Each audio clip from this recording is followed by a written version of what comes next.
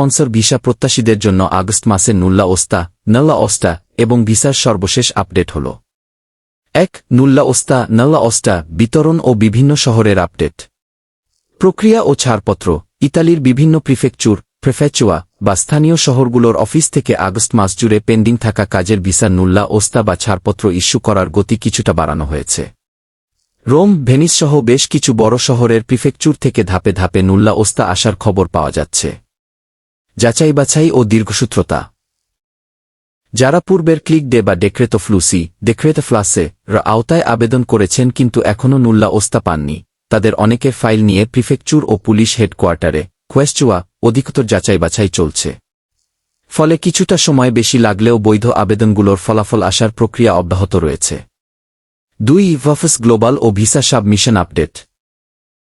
যাদের হাতে বৈধ ও অনুমোদিত নুল্লা ওস্তা চলে এসেছে, তারা ঢাকাস্থ ইতালীয় দূতাবাস এবং ভাফস গ্লোবালের মাধ্যমে নির্ধারিত নিয়মে পাসপোর্টের অ্যাপজেন্টমেন্ট ও ভিসা সাবমিশন প্রক্রিয়া সম্পন্ন করছেন। নুল্লা ওস্তা পাওয়ার পর সঠিক সময়ে অনলাইনে ডকুমেন্ট সাবমিট করা এবং দূতাবাসের নির্ধারিত গাইডলাইন মেনে চলা অত্যন্ত জরুরি, কারণ সামান্য ভুলেও ফাইল হোল্ড হয়ে যেতে পারে। 3. নতুন ডেক্রেতো ফ্লাসি ও 3 বছর মেয়াদী পরিকল্পনা। ইতালি সরকারের নতুন ঘোষণা অনুযায়ী 2026-2028 সালের 3 বছর মেয়াদী শ্রমবাজার নীতিমালায় প্রতি বছর লক্ষাধিক কর্মী নেওয়ার ঘোষণা রয়েছে। এর মধ্যে কৃষি, পর্যটন এবং নন সিজনাল বা অন্যান্য পেশাদার খাতে কোটা বরাদ্দ থাকে।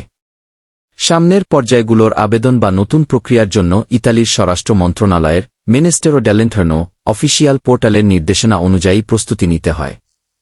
সতর্কবার্তা। ইতালি ভিসার নামে বর্তমানে অনেক প্রতারক চক্র ভুয়া নুল্লা ওস্তা বা দ্রুত ভিসা পাইয়ে দেওয়ার মিথ্যা প্রতিশ্রুতি দিয়ে থাকে।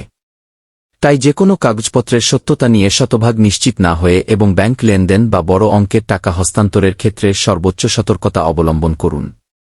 ইতালি ভিসা বা নুল্লা ওস্তা সংক্রান্ত সুনির্দিষ্ট কোনো শহরের বা ফাইলের আপডেট কি আপনার আরও জানার প্রয়োজন আছে?